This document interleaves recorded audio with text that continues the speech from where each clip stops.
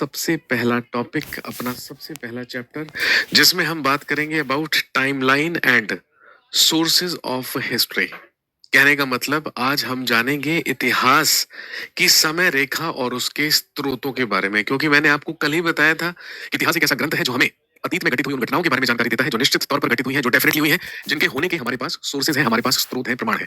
तो चलिए देर ना करते हुए श्री गणेश करते हैं, बिस्मिल्लाह करते हैं और स्टार्ट करते हैं अपना बैच और अपना सबसे पहला टॉपिक, अपना सबसे पहला चैप्टर, दैट इज हेडिंग ला लीजिए,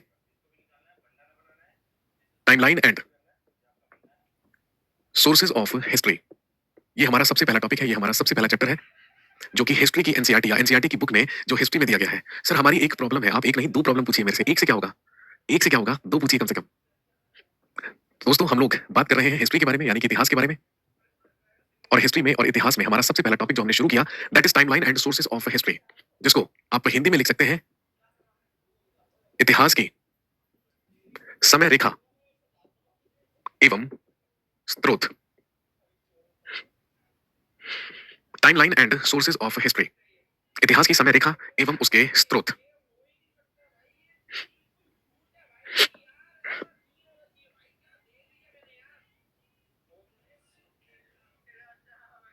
अब जैसा कि मैंने कल आपको बताया कि भाई इतिहास है ना एक वो ग्रंथ है जो हमें जानकारी देता है अतीत के बारे में। कहने का मतलब अतीत के बारे में अध्ययन करना ही, अपने पास्ट के बारे में स्टडी करना ही हिस्ट्री है, इतिहास है। लेकिन सबसे अहम सवाल और सबसे मुख्य बात ये उठती है कि हम अपने पास्ट के बारे में स्टडी कैसे करते हैं, हम अपने अतीत के बारे में अध्ययन कैसे करते हैं। उसके कई सारे तरीके हैं, उसके कई सारे फॉर्म्स हैं, जिसके बारे में हम यहाँ पर क्या करेंगे, बात करेंगे।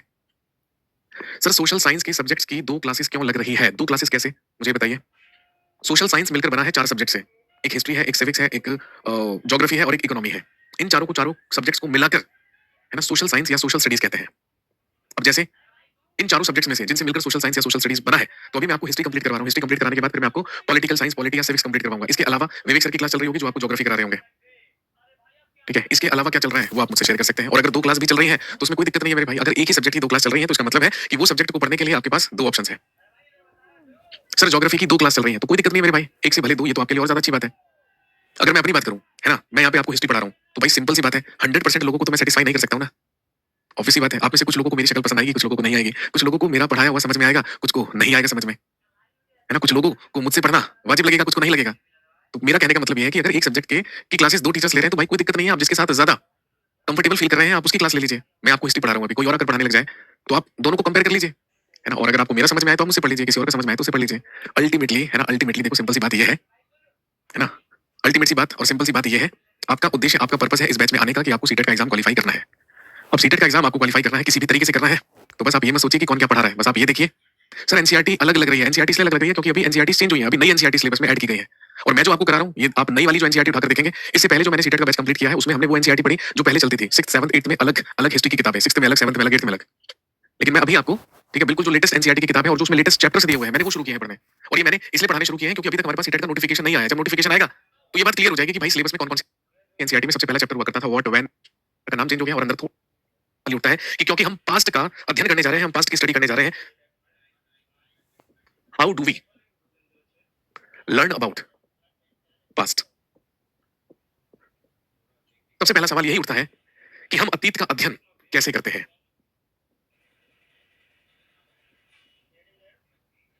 हम अतीत का अध्ययन कैसे करते हैं। सबसे पहला सवाल यही उठता है।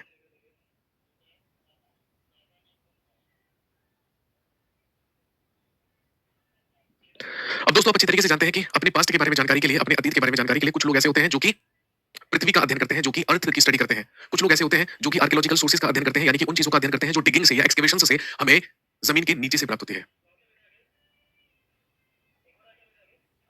कुछ आप जानते हैं कि कुछ लोग ऐसे होते हैं जो कि ह्यूमन बिहेवियर के बारे में, ह्यूमन कल्चर्स के बारे में क्या करते हैं, स्टडी करते हैं। और कुछ लोग ऐसे भी होते हैं जो कि फॉसिल्स या जीवाश्मों का क्या करते हैं, अध्ययन करते हैं। इन्हीं सारे के सारे अध्ययनों से, इन्हीं सारी की सारी स्टडी से ही हमें पता चलता है किसके बारे में, हमारे पास्ट के बारे में, हमारे अतीत के बारे में। तो आप यहाँ पर चार टर्म्स याद रखेंगे, आप यहाँ पे चार शब्द याद रखेंगे। सबसे पहला टर्म जो आपको याद रखना है दैट इज जियोलॉजिस्ट। सबसे पहला टर्म आप याद रखेंगे जियोलॉजिस्ट, जो कि जियोलॉजी से बना है। और जियोलॉजिस्ट बेसिकली किसको कहते हैं, तो आप जानते हैं कि जो भूविज्ञानिक होते हैं या जो भूविज्ञानी होते हैं उन्हीं को क्या कहा जाता है, जियोलॉजिस्ट कहा जाता है। सबसे पहला टर्म तो आप ये याद रखेंगे, ठीक है। इसके बाद दूसरा टर्म जो आपको याद रखना है दैट इज पैलियंटोलॉजिस्ट।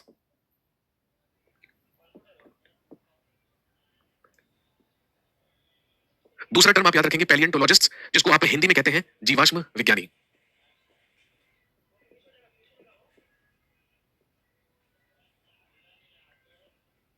इसके बाद नंबर 3, इसके बाद नंबर 3 याद रखेंगे एंथ्रोपोलॉजिस्ट्स।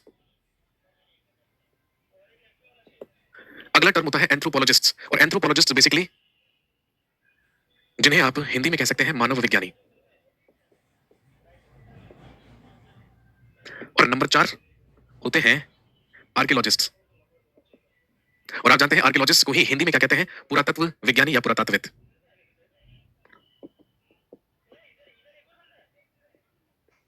ये 4 टर्म्स आपको याद रखने हैं और ध्यान रखेंगे अपने पास्ट के बारे में स्टडी करने के लिए, अपने अतीत के बारे में जानने के लिए। मुख्य रूप से ये 4 प्रकार के विज्ञानी होते हैं, ये 4 प्रकार के लोग होते हैं जो डिफरेंट डिफरेंट चीजों का क्या करते हैं, अध्ययन करते हैं। चलिए मैं आपसे पूछता हूं, इसमें से कोई भी ऐसा टर्म नहीं होगा जो आपने कभी जिंदगी में सुना ही ना हो। सबसे पहले आता है जियोलॉजिस्ट, या जिसको हम कहते हैं भूविज्ञानी। जल्दी से बताइए जियोलॉजिस्ट का काम क्या होता है, क्या करते हैं भूविज्ञानी? कौन बताएगा, जल्दी से बता दीजिए। तो ध्यान रखेंगे, study of physical features of earth. Vinod Kumar ने बिल्कुल सही आंसर दिया है, स्टडी ऑफ अर्थ। देख रहे हो विनोद? जी हाँ, study of physical features of earth, यानी कि जो हमारी पृथ्वी है, तो हमारी पृथ्वी के ही भौतिक स्वरूपों का ही या भौतिक विशेषताओं का ही अध्ययन क्या कहलाता है, जियोलॉजी कहलाता है। और उसी का अध्ययन करने वाले लोगों को क्या कहते हैं, जियोलॉजिस्ट कहते हैं या भूविज्ञानी कहते हैं। जैसे